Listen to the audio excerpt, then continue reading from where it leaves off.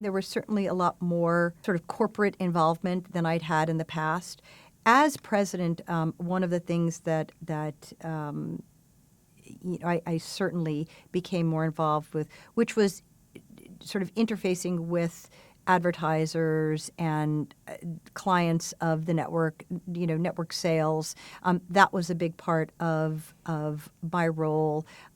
Basically, giving our ad sales clients previews of what was coming up, and actually, this is actually going to back when I was president. One of the biggest things that I had to do was the network upfronts.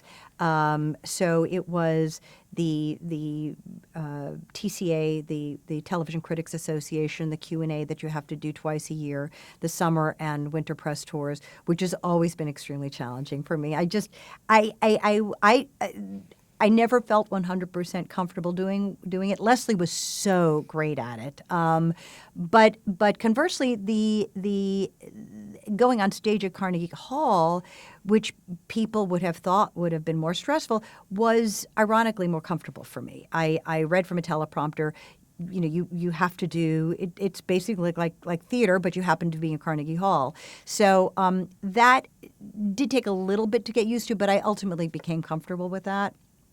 But as chairman, I had those responsibilities plus a little bit more interfacing with, again, with more corporate responsibility, periodically doing presentations to, investors and representatives of Wall Street. So that became doing presentations to the CBS board.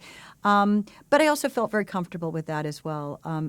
Part of what afforded me that comfort is feeling so supported here at the network, knowing that Leslie was always, always had my back, and because I'd been kind of worked my way up at the network, but also having been at a studio, having been at an agency, all of those